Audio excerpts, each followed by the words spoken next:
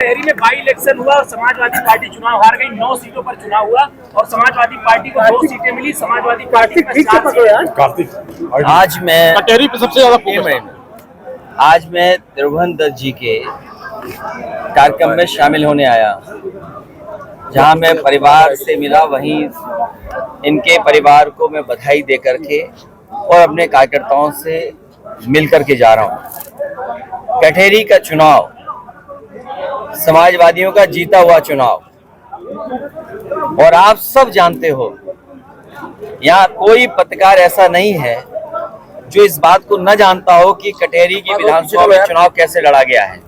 समाजवादियों का जीता हुआ चुनाव, भारतीय जनता पार्टी जब हार गई तो उसने अपने कार्यकर्ताओं को पीछे कर दिया और पूरा जिला प्रशासन से लेकर के जो कुछ कर सकते थे अनकॉन्स्टिट्यूशनल, अनडेमोक्रेटिक, वो सब किया है। कटेरी में जीती हुई सीट को छीनने का काम किया। लेकिन आप और जनता यही जानती है कि समाजवादियों ने चुनाव जीता। ये जो गिनती बताते थे 7-2, सच्चाई ये थी कि 2 बीजेपी बड़ी मुश्किल से जीत रही थी, 7 समाजवादी पार्टी जीत रही थी। लेकिन क्योंकि उनका मुकाबला दिल्ली वालों से था, तो उन्हें दिखाना था कि दिल्ली वाले भी देख लें कि रिजल्ट क्या आता है। इस बार वोट बीजेपी के कार्यकर्ता ने कम डाला है, प्रशासन ने ज्यादा वोट डाला है।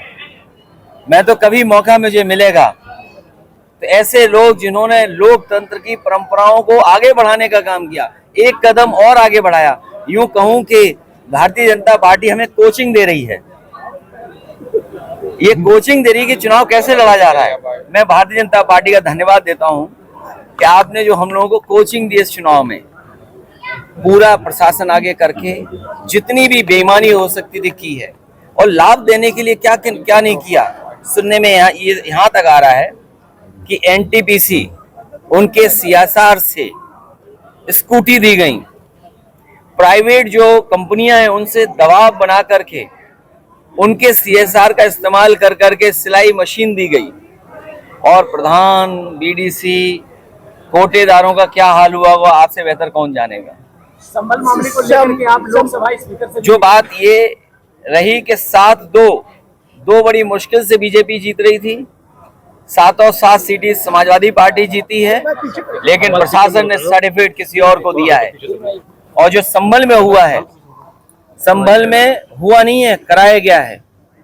अफवाहों में होता कुछ नहीं है, अफवाहों से होता बहुत कुछ है। अगर पूरा घटनाक्रम आप देखेंगे, पहले तो 19 तारीख को फैसला सुनवाना कि उसका सर्वे होगा।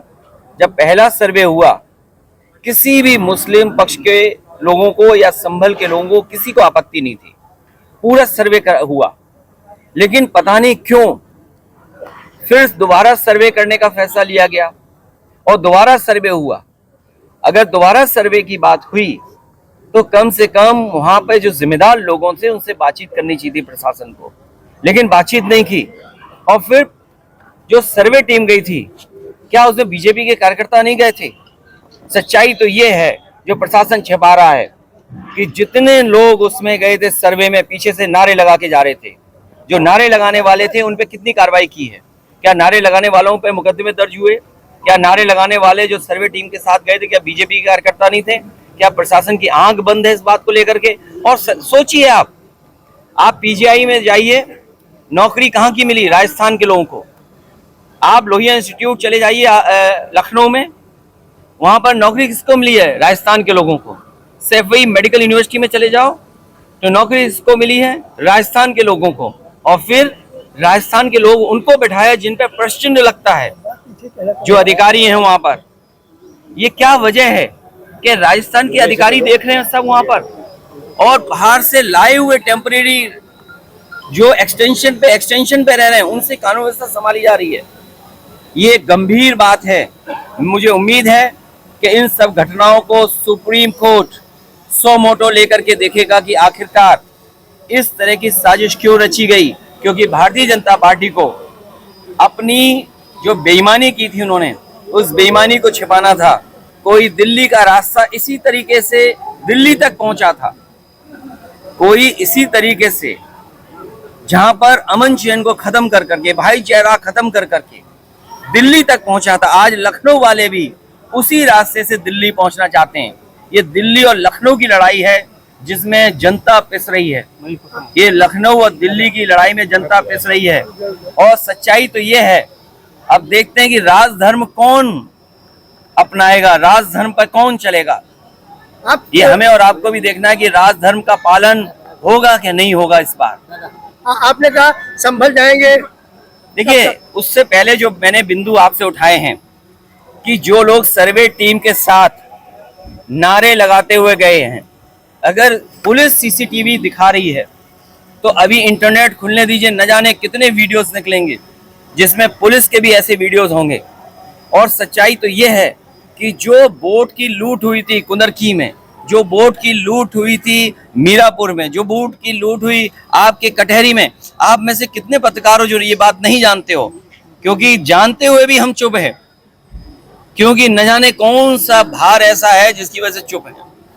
आप सब सच्चाई जानते हो और आपसे बेहतर कोई नहीं जानता है। इसलिए मैंने कहा ये सीट जीती हुई थी जो बीजेपी ने बेईमानी से परिणाम दूसरा किया है। और जो अधिकारी हैं इन्हें कोई ना कोई तो कम से कम वोट जिस तरह पढ़ाया जाता है इसके लिए इन्हें सम्मान करना पड़ेगा, कोई नया सम्मान के लिए घोषित करना पड़ेगा। सरकार बनेगी, ऐसे अधिकारी जिन्होंने लोकतंत्र में इस तरह की जिम्मेदारी निभाई है उनका सम्मान किया जाएगा। प्रशासन के चाहे डीएम साहब हों चाहे कप्तान साहब हों, उनका बहुत सम्मान करना पड़ेगा। अखिलेश यादव जी, प्रमोद कृष्ण ने आज बयान दिया है कि आप दंगा कराते हैं, डेलीगेट भेजते हैं, आपके खिलाफ मुकदमा दर्ज करने की उन्होंने मांग की। देखिए, अगर वो बहुत बड़े, मैं उनके बारे में इसलिए नहीं कहना चाहता हूँ, वो उधार के संत हैं। कभी कभी राजनीति में उधार के भी संत होते हैं। उधार के संतों पर हमें कुछ नहीं कहना।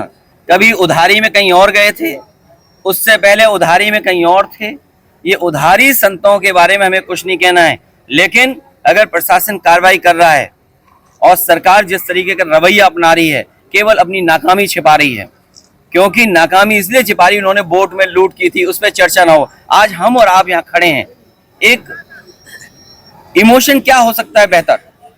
हमारे और आपकी इमोशन के लिए क्या हम बोट पे चर्चा करें कि हमारी जो जमा मस्जिद या मस्जिद को लेकर के जो विवाद खड़ा कर दिया है, मस्जिद को लेकर के जो घटनाक्रम कर दिया है, आज अगर हम बोट की बात करें तो शायद मतदाता नहीं सुनना चाहेगा।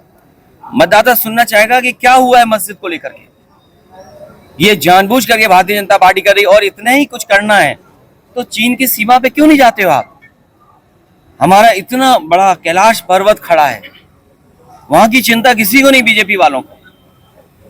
क्या मानसरोवर के बारे में एक शब्द भी बीजेपी कह सकती है? कैलाश पर्वत को लेकर के अगर एक भी शब्द बीजेपी कह दे, कमजोर को डराना और कमजोर पे अपनी ताकत दिखाना, इससे खराब काम लोकतंत्र में और कोई नहीं हो सकता है।